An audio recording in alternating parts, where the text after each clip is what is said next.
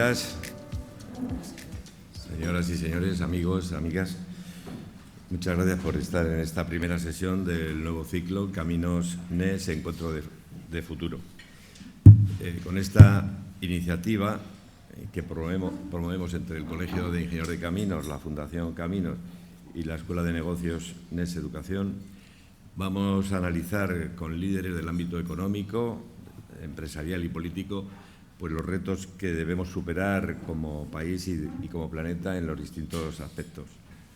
Es un placer contar hoy con Jaime Malet, empresario, abogado y presidente de la Cámara de Comercio de Estados Unidos en España desde 2002. La Cámara fue fundada en 1917, que representa a 250 empresas, entre las que se encuentran grandes corporaciones empresariales y destacadas compañías que cotizan en el IBEX 35. Apreciado Jaime, pues bienvenido. Muchas gracias por acompañarnos y participar en esta sesión para vislumbrar cómo puede ser el mundo tras la victoria de Donald Trump en las elecciones de Estados Unidos. Damos también la bienvenida, desde luego, a nuestro querido amigo, periodista, sociólogo y presidente de NES Educación, Manuel Campo Vidal, que va a conducir estos encuentros. Manuel, muchas gracias por estar con nosotros y contar con tu profesionalidad, tu sólida trayectoria y tu capacidad para realizar estas reuniones. Realizamos hoy esta sesión bajo el impacto también emocional que tenemos todos por los efectos de la última dana y que ha causado en muchas comunidades, especialmente en la Comunidad Valenciana, una grave catástrofe humana y económica.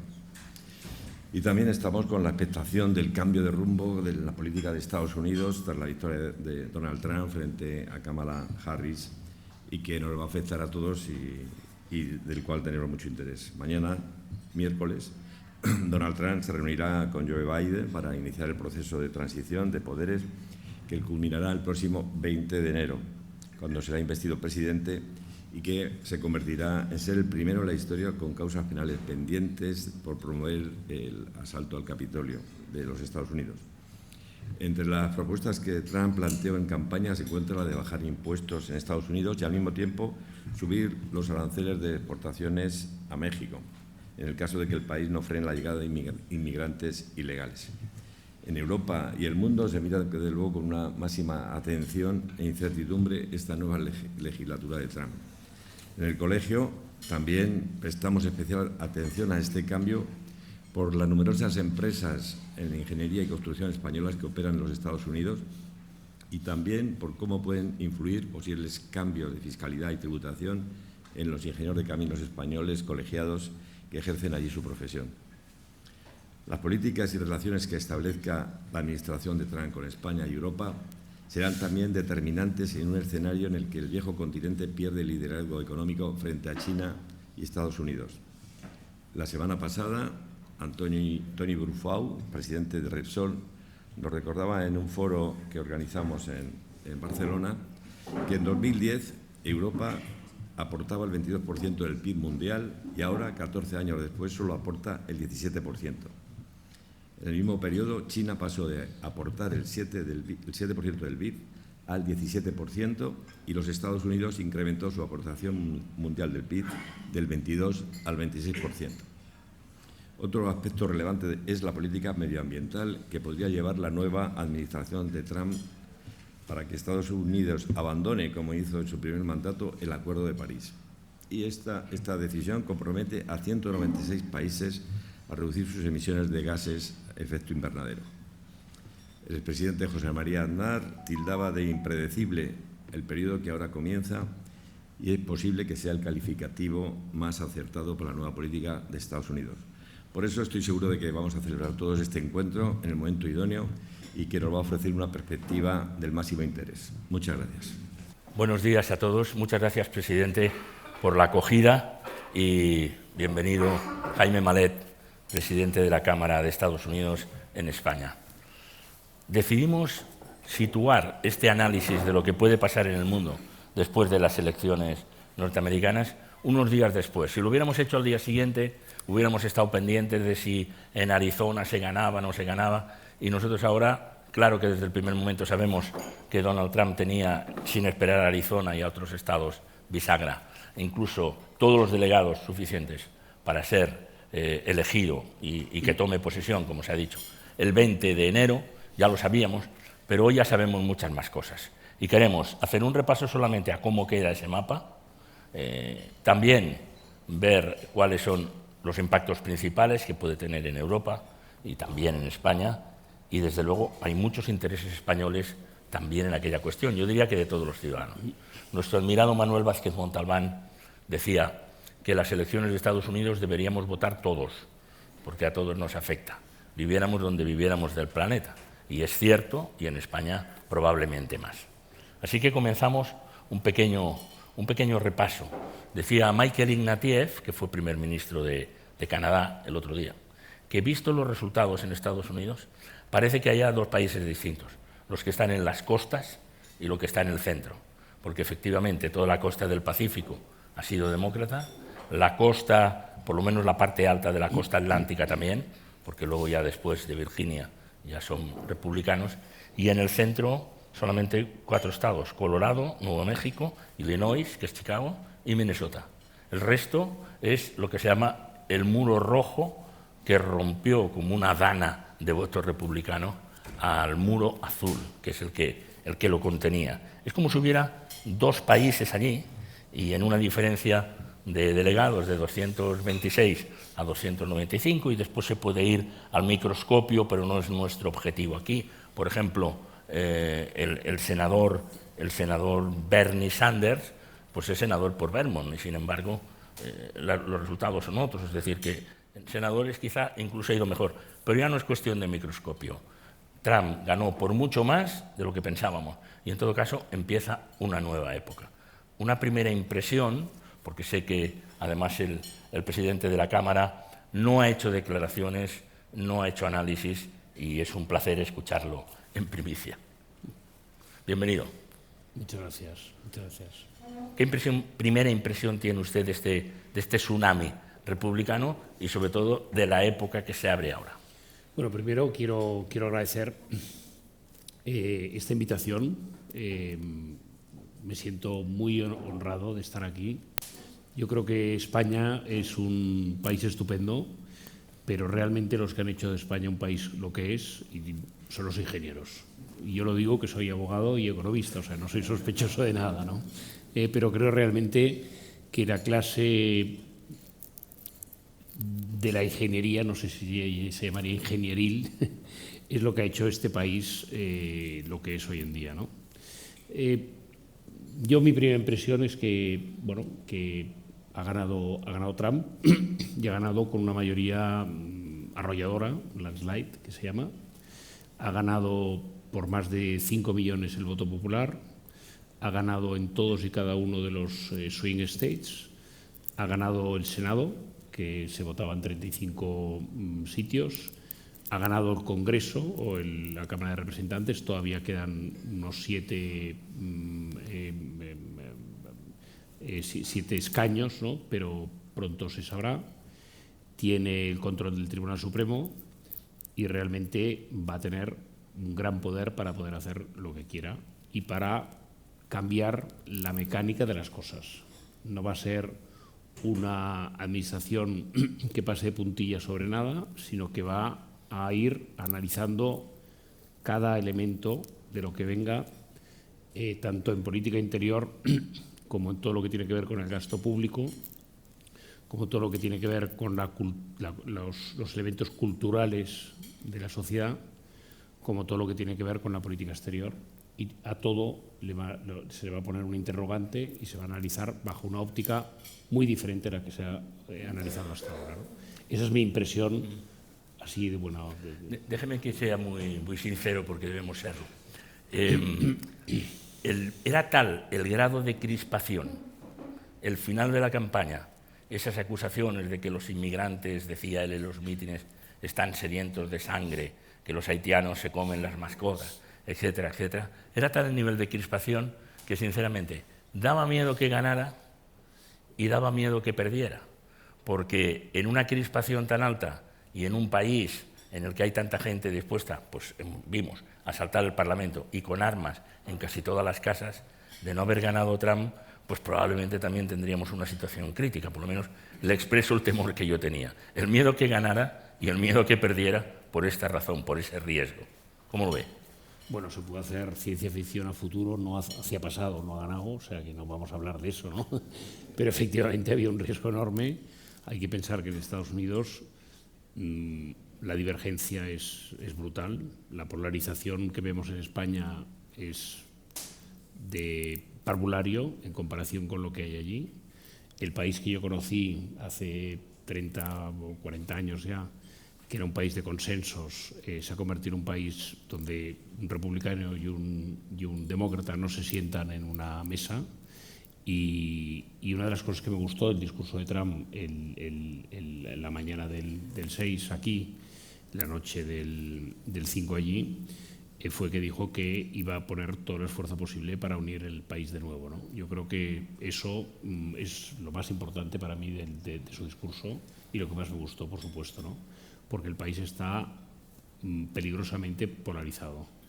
No sé lo que hubiese pasado, no tengo ni idea, pero es verdad que lo que ha dicho tiene toda la razón, ¿no? En Estados Unidos hay 500 millones de armas privadas, armas de fuego, en manos de las familias, ¿no?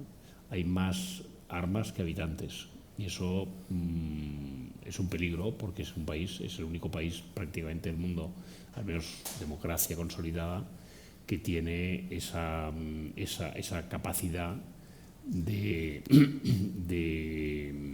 fuego, de irrupción, ¿no?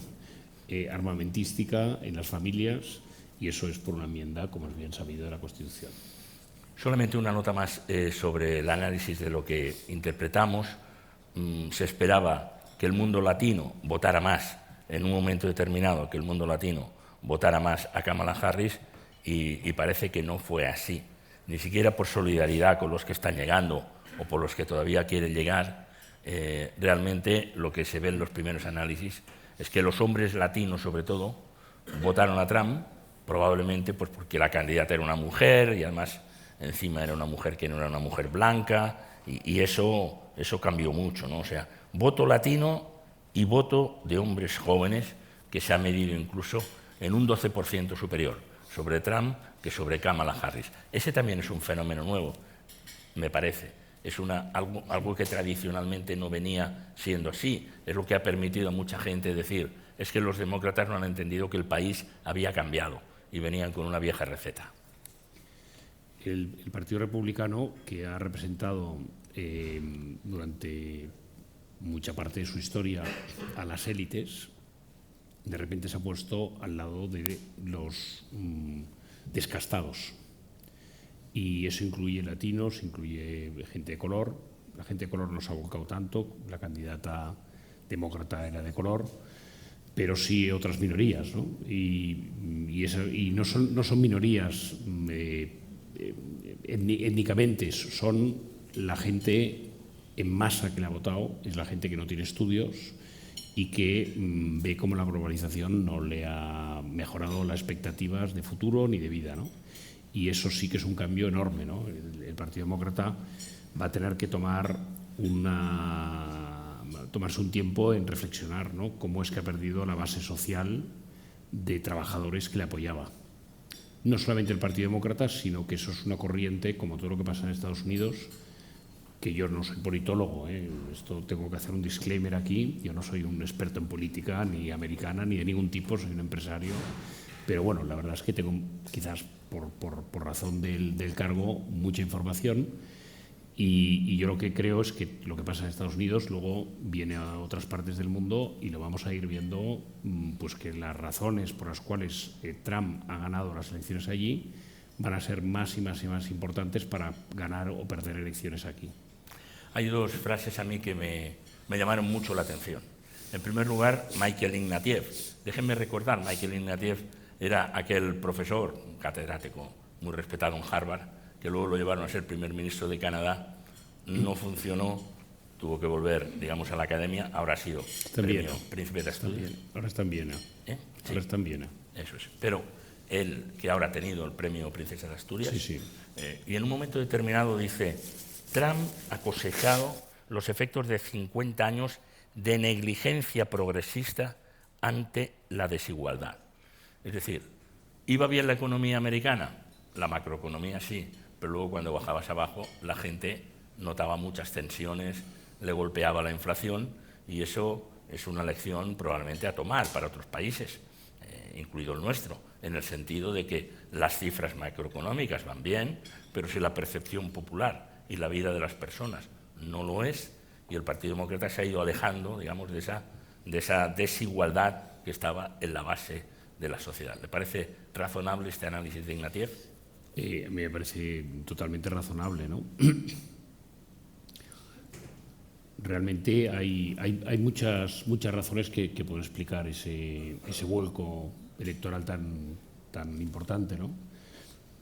Podemos irlas separando a medida que me vayas haciendo preguntas, pero quizás el de la inflación es importante analizarlo un poco en profundidad, ¿no? La inflación en Estados Unidos ha llegado a un 9,2, hoy está controlada, es decir, la administración Biden la ha podido controlar, pero si vemos dónde ha impactado la inflación especialmente es en todo aquello que afecta más a las clases populares. Ayer me miré unas líneas, ¿no?, sobre cómo había aumentado el precio en los McDonald's, por ejemplo, ¿no? El cheeseburger ha pasado de $1 en el 2019 a 3,25 en el 2024.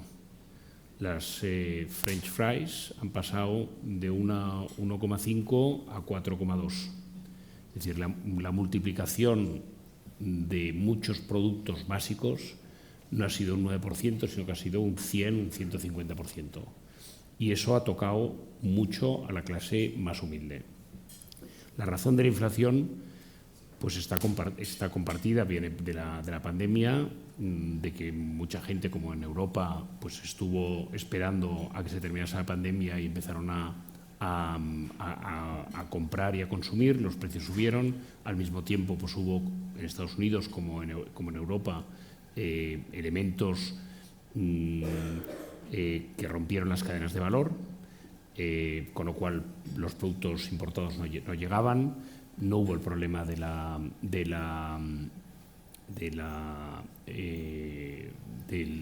petróleo o del gas, porque Estados Unidos ha tenido capacidad de seguir produciendo para él mismo. Y luego han habido unas medidas de impulso fiscal y monetario brutales, tanto en una administración como en la otra, ¿no? En cuanto a las monetarias, la FED multiplicó su balance de 4 trillones a 8 trillones americanos, y la expansión fiscal de Trump fue 3,7 trillones, 3,7 billones, y la expansión de Biden, la expansión monetaria, la expansión fiscal de Biden, todas las medidas de impulso y de poner dinero en las empresas y en los particulares fue prácticamente lo mismo, ¿no? O sea que en realidad las causas de la inflación que vienen del COVID y de su reacción están compartidas por igual. Lo que pasa es que siempre se castiga al que está gobernando. Cuando hay inflaciones muy altas, la gente percibe que se ha empobrecido, no llega a final de mes, y al que castiguen es no al que ha causado, sino al que está allí. Y eso ha sido una de las razones, quizás la más importante, ¿no? Luego han habido otras, el tema de la inmigración, el tema de una reacción contra toda esta cultura woke que la gente ya no entiende, y luego, sobre todo, una revolución de la gente que no tiene estudios contra la gente que tiene estudios. Eso sí que ha sabido capitalizarlo muy bien Donald Trump, ¿no? Bueno, Donald Trump tiene esa habilidad, porque recordemos que frente a Hillary Clinton también, la candidata del Partido Demócrata parecía que era la candidata de Wall Street, y el candidato antisistema era un millonario como él, con tantísimos problemas además, con lo cual tiene realmente una habilidad para intuir por dónde va la corriente de la gente, ¿no? Lo que ha denunciado Sanders, ¿no?, el senador, digamos, más a la izquierda en el Partido Demócrata, que ha dicho es que nuestro partido ha abandonado a la clase trabajadora. Él ha salido ahora elegido por Vermont, pero en todo caso parece que la clase trabajadora, en esa definición que hacía, más las personas sin estudios, más de temas de trabajos más manuales, sobre todo lo que se llamaba también el cinturón del óxido, ¿no?, de las grandes las grandes acererías que después cerraron y todo ese mundo de desempleados, todo eso se lo ha llevado no un partido presuntamente a la izquierda como el Partido Demócrata, sino realmente el republicano, lo cual no deja de ser realmente muy sorprendente, pero hay que reconocerle esa habilidad. Es lo mismo que ha pasado en Italia, lo mismo que va a ir pasando en España, lo mismo que ha pasado en otros sitios, en el Reino Unido con el posicionamiento del Brexit. La globalización ha causado ese tipo de incongruencias, ¿no? De fenómenos. Bueno, Sí. Vamos a ver ahora un poco el cambio, porque ya hemos empezado a conocer algunos nombramientos, algunos casi estremecedores, podríamos decir, ¿no? Porque el senador Rubio de Florida, que lo conocíamos, que intentó ser candidato en algún momento, ya sabemos que va a ser el nuevo secretario de Estado. Hay otras personas que son también sobrecogedores, digamos, los nombramientos, pero hay una persona, una mujer que ha dirigido la campaña, que se llama Susie Wiles, no sé si pronuncio bien, sí, que parece que va a ser la jefa de gabinete, que equivaldría a primer ministro, casi así, por lo menos un poquito por encima, digamos, de los secretarios, por encima de los ministros, y que es una persona que parece que ha sido fundamental en la campaña y en la victoria, y que creo que usted conoce personalmente. ¿Nos puede hablar de Susie Wiles? No, la verdad es que no tengo mucho que explicar. La he conocido poco, tengo gente muy cercana a ella, pero no lo suficiente como para hablar en público sobre mi percepción sobre ella. Pero me parece una persona razonable y todo lo que leo de ella es una persona del Partido Republicano moderado, ¿no? Estuvo con el gobernador Rick Scott de Florida, luego apoyó a Trump en la campaña anterior y luego ha estado con Ron DeSantis y bueno, y ahora pues se incorporó a la campaña y en la noche de la victoria electoral de Trump pues solamente se refirió a ella prácticamente, aparte de a su familia y al vicepresidente Vance, ¿no? Ya se vio allí que tenía como un agradecimiento especial a ella, ¿no? Sí. Por haber dirigido la campaña. Pero usted nos dice que le parece razonable que la información que tiene directa de cuando la conoció y sobre todo de los amigos comunes, de las personas que le conocen, que es una persona más moderada, etcétera, ya nos tranquiliza, porque frente al resto de nombramientos... Sí, pero en Estados Unidos la política del gobierno la hace el presidente. Esa es la verdad. Es como un gran alcalde del país, ¿no? Se acabó. Su gobierno está diseñado por los padres fundadores de manera que hay check and balances entre el Estado y los estados, entre el Partido Demócrata y Republicano, entre el Congreso, el Senado y la Casa Blanca, entre la Casa Blanca, el Congreso, el Senado y el Tribunal Supremo, pero no hay contrabalances en diferentes partes del gobierno, al menos evidentes, ¿no? Es decir, la política se hace en la Casa Blanca. La política exterior se hace en la Casa Blanca, la política interior se hace en la Casa Blanca, la política de defensa se hace en la Casa Blanca. La Casa Blanca es donde se concentra todo el poder.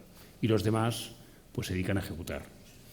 Bien, pero peor me lo pone porque si luego vamos a un Congreso que presumiblemente va a estar dominado por el Partido Republicano, a un Senado que va a estar dominado por el Partido Republicano y a un Tribunal Supremo que ya se encargó en su primer mandato Donald Trump de nombrar a determinadas personas, ese contrapoder necesario en cualquier democracia no existe. La política, de acuerdo, se hace en la Casa Blanca, pero además sin ninguna cortapisa exterior de ningún otro poder, ni legislativo ni judicial. Por eso va a ser una administración que va a cambiar muchas cosas.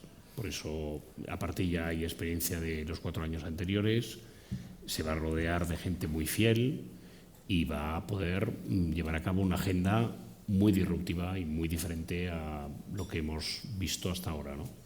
El mundo ha cambiado enormemente en los últimos 3 días. Eso es lo que a mí me gustaría trasladarles. No sé si a mal o a bien, y desde luego yo no soy para valorarlo. En todo caso, con el cargo que tengo siempre diré que a bien, ¿no? Pero va a cambiar seguro. Lo intuimos, lo vemos, ¿eh? Lo vemos. Vamos a ver, saludos a Donald Trump. Wall Street. Wall Street celebró la victoria alcanzando máximos históricos. Parece como lo estaban esperando, y podríamos añadir probablemente también de los grandes poderes, por decirlo así, de los personajes más ricos del mundo. Elon Musk ya había estado en su propia campaña, pero por ejemplo Bezos, que es el propietario del Washington Post, por primera vez en la historia, el Washington Post no apoyó a un candidato, en este caso al candidato demócrata. Es decir, los saludos, la bienvenida que se le ha dado tanto de los poderes del Silicon Valley como de los poderes de Wall Street han sido extraordinarios. Bueno, esto es así, no es así, porque hay muchos empresarios que han apoyado al Partido Demócrata y a Kamala Harris. De hecho, ella ha levantado muchísimos más fondos que Donald Trump, ¿no? En esta campaña, no solamente para las presidenciales, sino para Senado, Congreso, los alcaldes que se han votado y los candidatos a la presidencia, se han gastado 16.000 millones de dólares en total, ¿no? De los cuales unos 3.000 o 3.500 han sido solamente para los candidatos presidenciales. Kamala Harris ha levantado 900 millones, incluyendo los 200 que había levantado Biden, para su campaña, que se han gastado en 3 meses, más 1.400 millones en los super PACs demócratas, que no pueden hacer campaña para un candidato, pero que sí que pueden hablar de los valores que representa un candidato, ¿no? Trump, 350 millones, más unos 500 millones más, o sea, la mitad más o menos de la cantidad, ¿no? Detrás del Partido Demócrata hay muchísimos empresarios, y muchísimos empresarios en Estados Unidos consideran a Trump un outsider, un constructor de Queens que se ha hecho famoso en reality shows. Eso es lo que piensan muchísimos americanos que conozco. Otros no, otros le perdonan todo. Y le perdonan todo porque dicen, oye, una cosa es lo que dice y otra cosa es lo que hace. Y lo que es verdad es que en la época que estuvo hace 4 años, su mandato fue un mandato desde el punto de vista de regulación empresarial muy atractivo para las empresas, ¿no? Veremos ahora si sigue con esa agenda o no. De momento, pues, bueno, va a mantener más o menos los impuestos que él puso en su momento, rebajando los que había en la administración Obama y que ha mantenido prácticamente intocados Biden. Y bueno, y eso es atractivo para el mundo empresarial, ¿no? Y por eso las bolsas suben, ¿no? Vamos a hablar ahora de quién pierde. Empezamos por la política contra el cambio climático, para empezar, y luego le preguntaré por Europa, y nos iremos a Europa y a España porque nos importa mucho cómo puede afectar esto también a las exportaciones españolas. Cuando estuvo Trump en la Casa Blanca, sacó a los Estados Unidos de los acuerdos de París, se despreció siempre públicamente cualquier intento por controlar la degradación del planeta, y ahora el temor es que todo esto se relance de una manera mucho más, digamos, a recuperar, por decirlo de algún modo, el tiempo perdido, ¿no? Yo no tengo claro de lo que va a pasar, porque primero hay dinero para una transformación verde en Estados Unidos que proviene del Inflation Reduction Act. Son una cantidad importante, 300, 400 mil millones, solamente destinados a todo lo que es mejorar la eficiencia energética y las energías verdes y los coches eléctricos y los cargadores, etcétera, ¿no?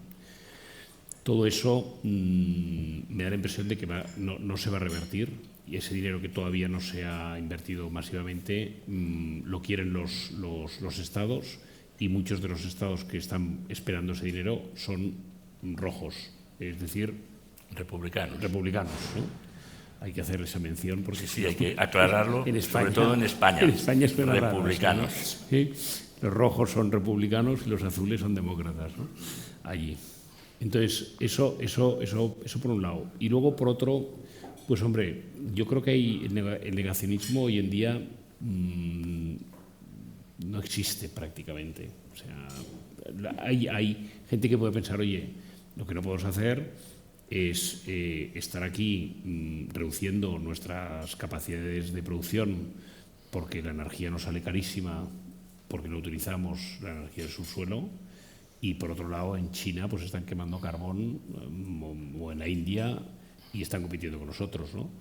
Esa es o sea, lo que se va a introducir, yo creo que es un elemento de realismo en muchas cosas, ¿no? Para bien o para mal. No sé lo que va a pasar con el tema del cambio climático. Me imagino que sí que se saldrá otra vez del Tratado de París. Tampoco está China allí, tampoco está India. Y veremos a ver de qué forma evoluciona todo el proceso que hay en marcha en Estados Unidos de ir descarbonizando la economía, ¿no? Pero lo que está claro es que ellos tienen algo que no tenemos en Europa, que es un montón de gas. Estados Unidos ha pasado de ser un país importador neto de gas y de petróleo.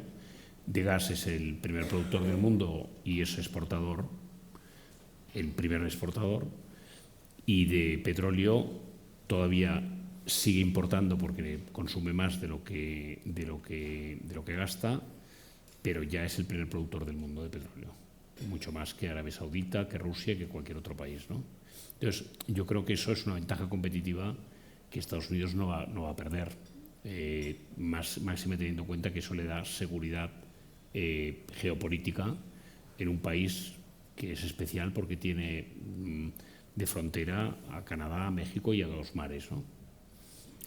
Hay 3 guerras abiertas, 2 guerras abiertas y una peligrosa, la de Taiwán. En realidad, vamos a ser precisos, hay 52 conflictos abiertos en el mundo, muchos olvidados, Siria, Somalia, etc., ¿no? Pero, sobre todo, estamos pensando en Ucrania y estamos pensando en Oriente Medio, ¿no? Trump tiene una relación excelente con Putin, se ha demostrado en todo momento, y tiene una relación extraordinaria con Netanyahu. No sé qué va a pasar. Hubo una frase, si me permite la expresión, descarada del hijo de Trump cuando públicamente le dijo a Zelensky: te quedan 58 días de paga, es decir, contando los días que faltan hasta que su padre tome posesión. Y sorprendente fue la llamada telefónica a 3 del otro día entre Donald Trump, Zelensky y Elon Musk, que fue algo realmente sorprendente en una cosa de Estado, por decirlo así, y de relaciones internacionales, la irrupción, la invitación, digamos, al hombre más rico del mundo. ¿Qué impresión tiene? ¿Que va a liquidar las guerras? Yo creo que Elon Musk estuvo en esa conversación porque Elon Musk, siendo contrario a la guerra, extrañamente ha proveído de los satélites, mini satélites que permiten las comunicaciones en toda Ucrania, ¿no? Eso es. Y eso, por ejemplo, nosotros hemos donado, la Cámara nuestra y otras cámaras europeas, hemos donado a la Cámara americana en Ucrania satélites de estos o inversiones en este tipo de satélites, ¿no? Con lo cual me imagino que por eso lo puso en la conversación, ¿no? Yo no tengo tan claro como lo tenía quizás hace 5, 6 o 7 días, a pesar del tuit del hijo de Donald Jr., qué es lo que va a pasar en Ucrania, ¿no? Lo que está claro es que se va a intentar llegar a un cierre de una guerra que ya está durando demasiado. No creo que se cierre de una forma que pueda permitir a la gente pensar que Estados Unidos ha hecho dejación de sus funciones, como ocurrió, por ejemplo, con Afganistán hace 2 o 3 años, ¿no? Sencillamente porque a Trump no le gusta perder. Y si se pudiese interpretar eso como una pérdida de poder de Estados Unidos, eso no le gustaría. O sea, se tendría que cerrar esa guerra, va a intentar hacerlo. ¿Qué le va a dar a Putin? No lo sé. Pero no me imagino que le dé carta blanca para hacer lo que quiera, porque sería algo que pasaría en los anales de la historia pues como una derrota por parte de Estados Unidos durante su mandato, ¿no? Y en el caso de Oriente Medio más complicado, porque digamos a la barra libre en bombardeos el otro día en 3 territorios al mismo tiempo, en la Franja de Gaza, en todas partes, incluido el Líbano, por parte de Netanyahu, en este, digámoslo así, vacío de poder, entre que ya ha perdido las elecciones del Partido Demócrata, pero no entra Donald Trump, quedan 2 meses peligrosísimos, probablemente para que se acentúen los bombardeos y para que se acentúen sin control cualquier tipo de intervención, que ya no citamos las cifras porque son estremecedoras, por ejemplo, de la cantidad de niños muertos. Hay más niños muertos que hombres muertos y, por supuesto, que combatientes muertos en esas guerras. Y ahí también entramos en 2 meses de vértigo y de temor. Sí, yo creo que en Oriente Medio la receta de una presidencia de Kamala Harris hubiese sido más o menos la misma. Los americanos están saliendo de la región, no les interesa seguir defendiendo el estrecho de Hormuz, el estrecho de Bab el-Mandeb,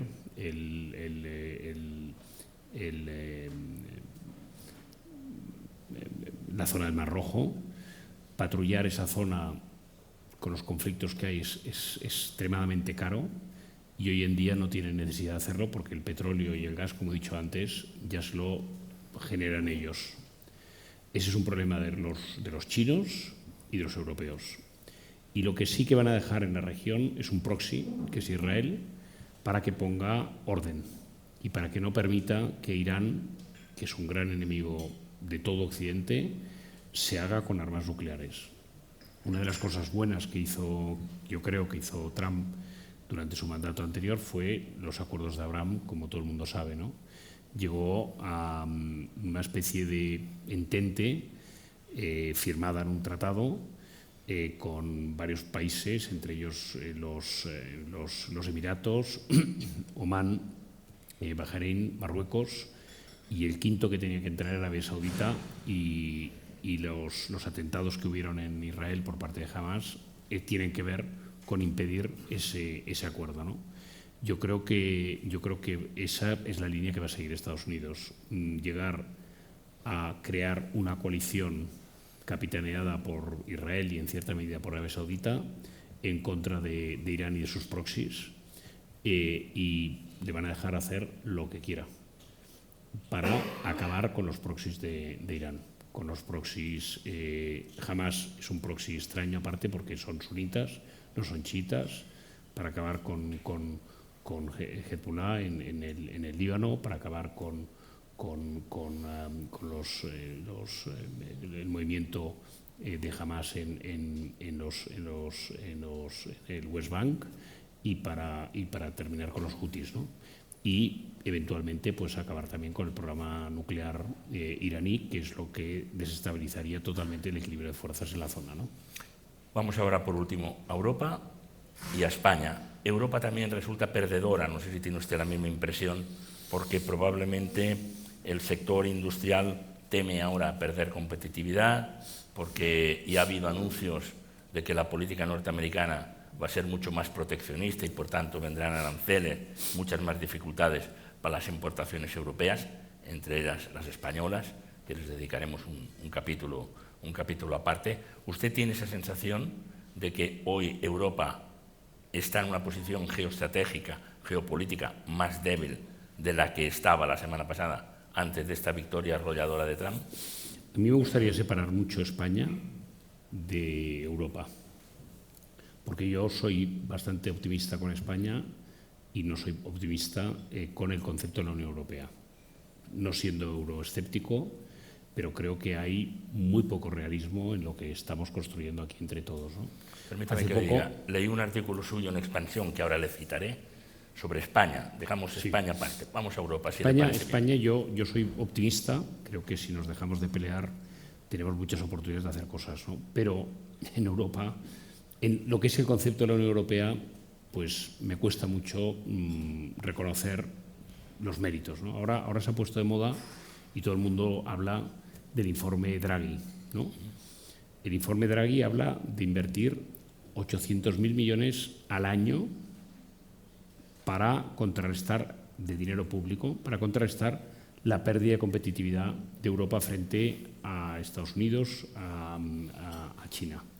Habla de crear grandes campeones nacionales, como lo que dice el presidente Macron, todos los días europeos, para competir con los grandes campeones tecnológicos, sobre todo americanos. Habla de muchas cosas, pero no habla de la realidad, que es generar un movimiento proeuropeo en la gente. No se puede construir siempre una estructura jurídica de arriba para abajo. A veces hay que pensar también en los de abajo. Y la gente en Europa no es proeuropea. Y ese sentimiento cada vez se está pensando menos en ese sentimiento y cada vez eso se está erosionando más. 800.000 millones al año es todo lo que se ha puesto del Next Generation, que es dificilísimo de administrar por parte de los países. Cada año, ¿de dónde va a salir ese dinero? ¿Por qué le vas a decir al tipo de Frankfurt que tiene que pagar más impuestos para poner dinero en España o en Italia si no tenemos nada en común? Ni nadie ha pensado nunca en generar un sentimiento de comunidad que nos une a los europeos. La cercanía geográfica, ¿qué más? Es que yo no veo que se esté promocionando una idea de Europa. Yo recuerdo que una de las ideas brillantes hace 8 años, no sé si fue después de la crisis financiera, fue intentar cargarse el Erasmus, el único programa que ha generado una cierta percepción de comunidad en toda Europa. ¿Por qué unos países van a estar sufragando a los otros? Si vemos una señora que preside la comisión, que es una señora alemana, y no nos generan lo mismo que un señor que puede ser el presidente de Colombia o de cualquier otro país.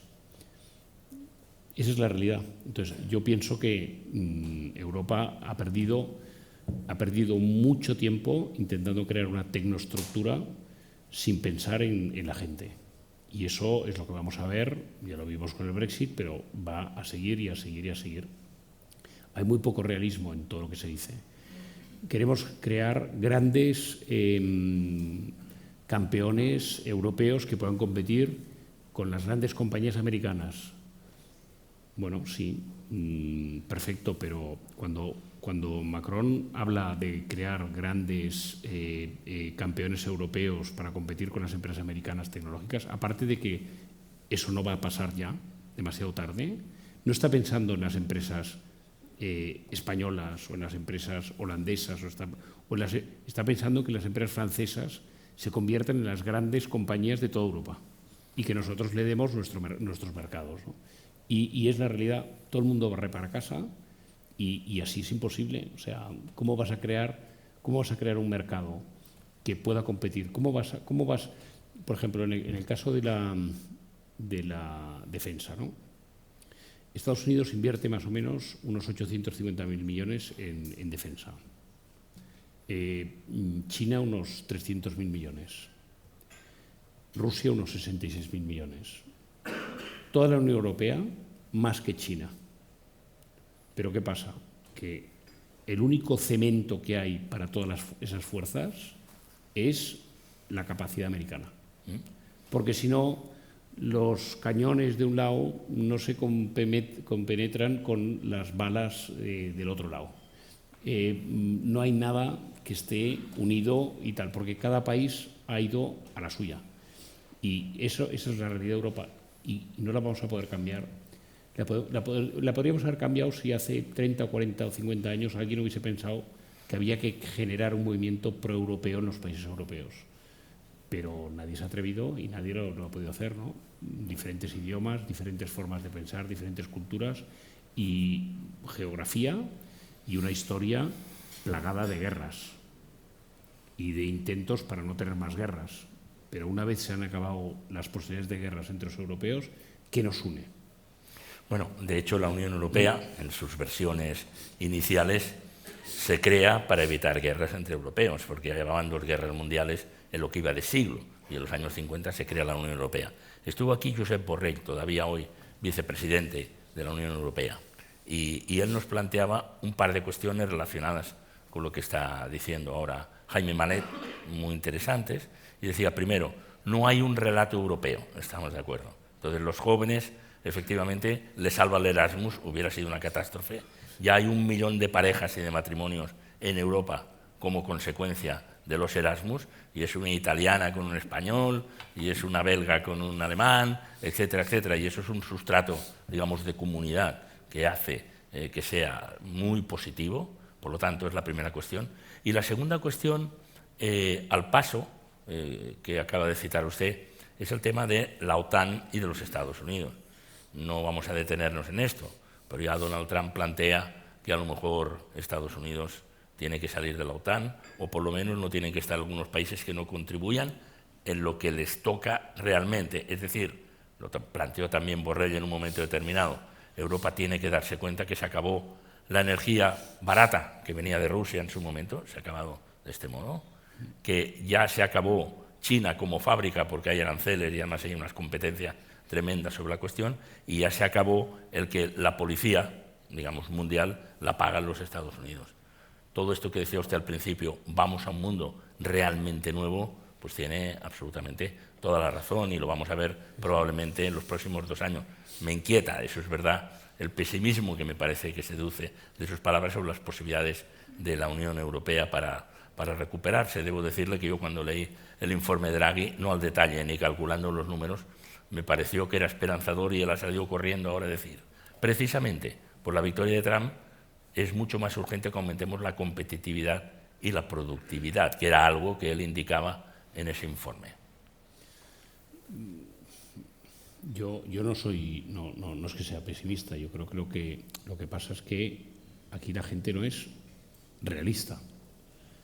Esto es una tecnoestructura creada por las élites, y sin apoyo popular no se puede hacer nada. Tú no le puedes pedir a un señor de Alemania que esté transfiriendo sus impuestos de una forma masiva y todos los años a una gente que está en Andalucía o en Italia, porque no hay ni una comunidad de intereses, no hay un pensamiento proeuropeo, ¿no? Yo pienso que Europa tiene que hacer una reflexión, pero mucho más profunda de la que se ha hecho en nuestros 2 informes, que son magníficos, y yo no digo que no, y aparte, pues criticarlos sería muy atrevido por mi parte, porque tanto Draghi como Letta, los 2 italianos, por cierto, son gente admirable y con un currículum que yo desde luego no tengo. Pero mi percepción personal es que todo eso que pone ahí es muy bonito, pero no se va a cumplir. Se refiere al informe de Mario Draghi y Enrico Letta, sí, efectivamente, sí. Los 2 primeros ministros en Italia, y los más activos probablemente como probables ideólogos, digamos, de esta reconstrucción europea soñada, ¿no? Sí, ya hubo un informe de Chirac, ha habido muchos intentos de coger figuras y que creen guías. Yo lo único que no veo nunca es cómo generar un sentimiento proeuropeo en la gente. En ningún informe lo he visto, nunca. Me extraña. Está bien. Vamos ahora a España, porque España, en ese artículo que le citaba, artículo suyo, el día 3 de noviembre en el diario económico de referencia, en el diario Expansión en España, usted planteaba que España tiene una gran oportunidad, y que tiene una gran oportunidad porque puede convertirse en un hub verde, en una producción de energía verde en el sur de Europa, y por lo tanto que puede distinguirnos y puede darnos como una identidad. Y usted incluso citaba en el artículo, Francia es el lujo, Italia es el diseño, Alemania son las máquinas herramientas y, por tanto, la tecnología, y España puede ser el hub verde. Plantéenos esto, porque a veces escuchamos otras versiones menos optimistas sobre las posibilidades españolas, a partir del sol, a partir de la energía eólica, que fueron realmente de los primeros países que lo pusieron en marcha, y sobre todo lo que viene ahora, que es la producción del hidrógeno verde. Yo así como de política no sé nada, tampoco sé nada de esto, pero de esto sí que me gusta hablar. Porque sí que creo realmente que tenemos una oportunidad como país, el día que nuestros políticos dejen de pelearse, pensar qué otro elemento de especialización podemos tener aparte del turismo, que ya lo tenemos porque somos la segunda potencia del mundo, ¿no? En España tenemos viento, tenemos sol y tenemos mucha capacidad de gestionar grandes espacios. Tenemos puertos, unos dan al Mediterráneo, otros al Atlántico. Estamos en la Unión Europea, estamos cerca de África, estamos culturalmente pegados a otra parte importante del mundo. Yo pienso que eso es una oportunidad que hay que ponerla en valor. Quizás el artículo a que usted se refiere era un esbozo, que no soy nadie para generar de ese esbozo una guía o un guión, pero humildemente sí que lo pienso. Pienso que realmente la oportunidad es enorme, ¿no?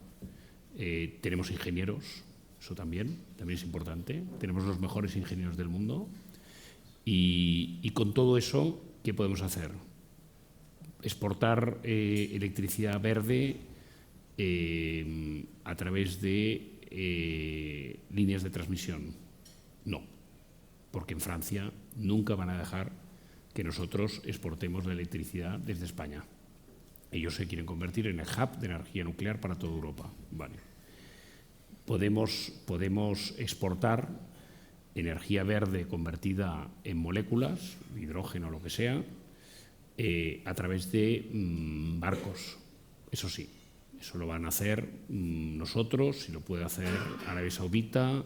Yo cuando voy a Oriente Medio, a Arabia Saudita y a los Emiratos, solamente les oigo hablar de hidrógeno verde.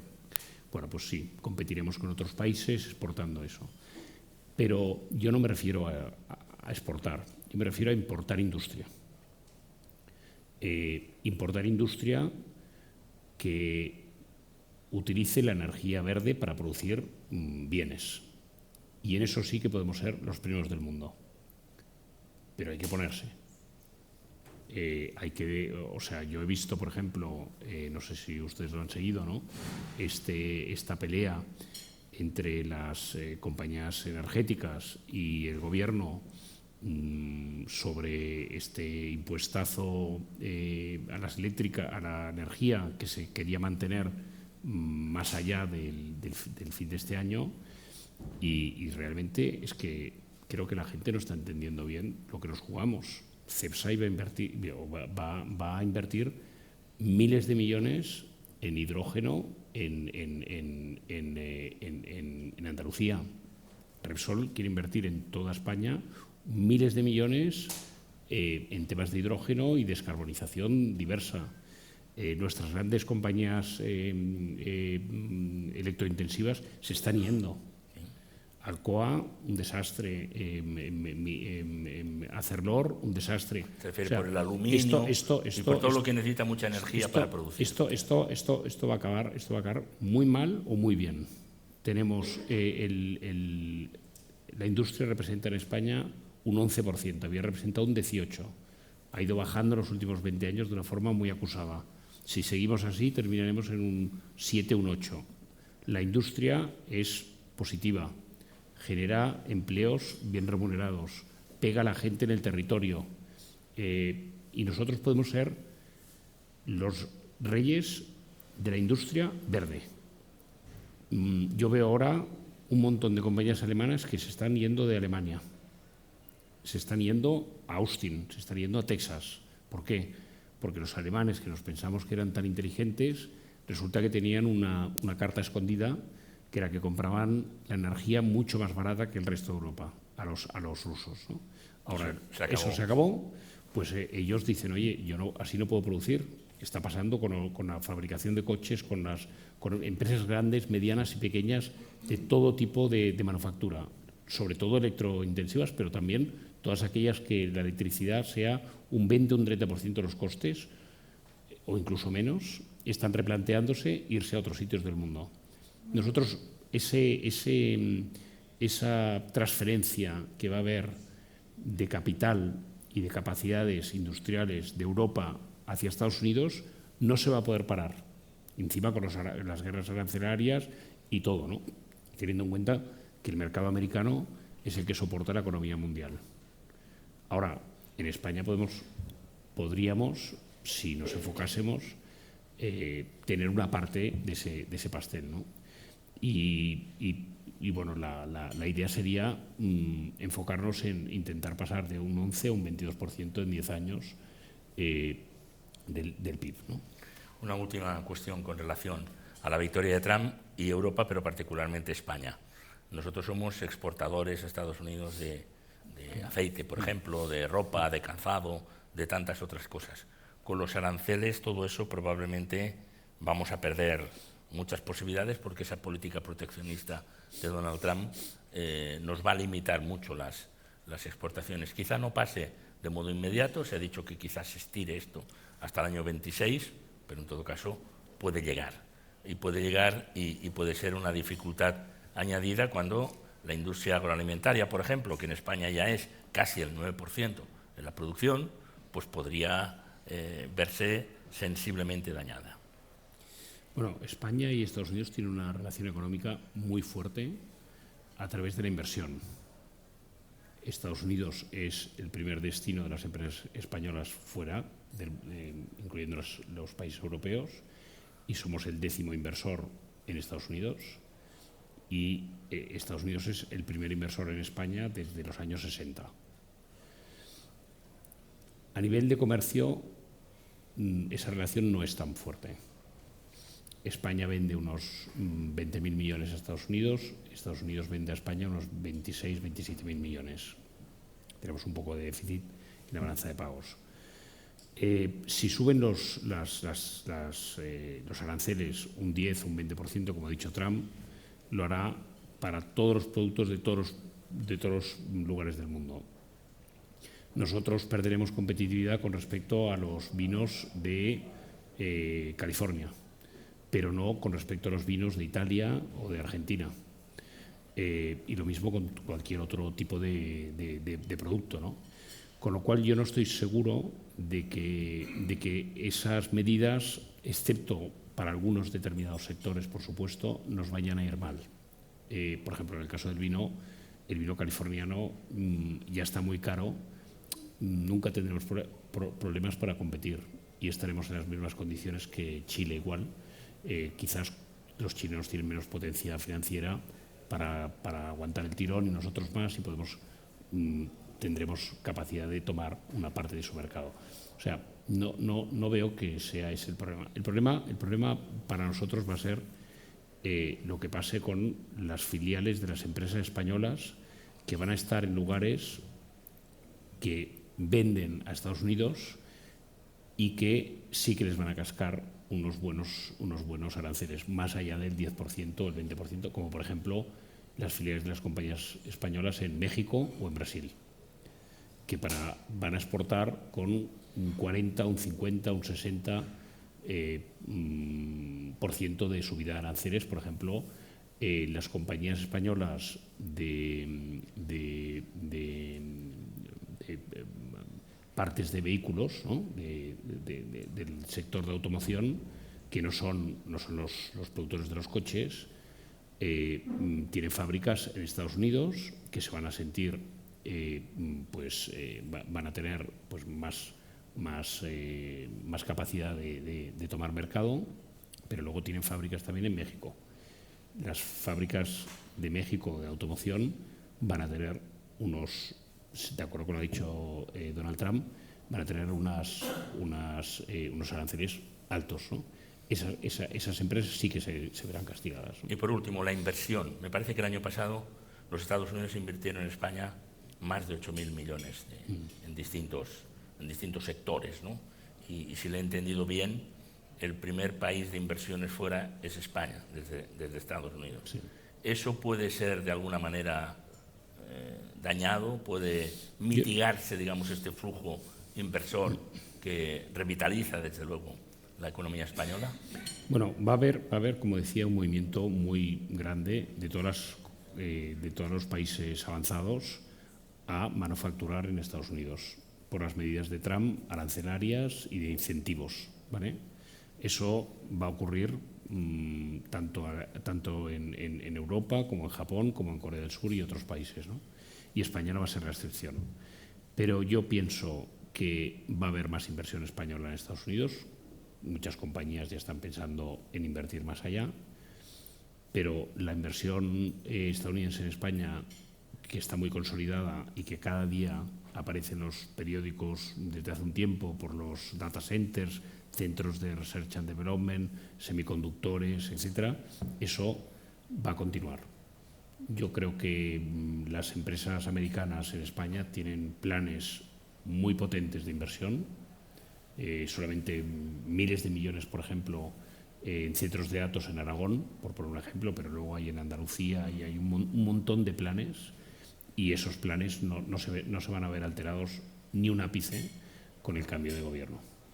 Vamos a ver si es verdad. Yo creo que nos queda claro a todos con sus palabras, que le agradezco mucho, una hora de vértigo y de datos para entender que el mundo cambia, que va a cambiar aceleradamente y que todo esto que ha sucedido no son unas elecciones sin más. Lo tendremos el año 25 para ir comprobando cómo se aterriza todas estas cuestiones. Yo le agradezco mucho, Jaime Malet, que haya estado con nosotros. Gracias. Y que nos haya ilustrado desde el conocimiento de cómo funcionan los mecanismos reales de la industria. Y no estamos aquí hablando de ningún tipo de publicidad y de propaganda política, sino que le agradezco mucho porque ese tono de ir a los datos y de ir a las reflexiones creo que es muy clarificador en un país en el que somos, pues también a veces, de análisis fácil y rápido, ¿no?, sobre las cuestiones. No, aquí que son ingenieros toda esta gente. Hombre, claro, hay que ser precisos, y grandes ingenieros. Muchísimas gracias por haber venido aquí, Jaime Malet. Gracias. Gracias. Gracias a ustedes. Muchas gracias.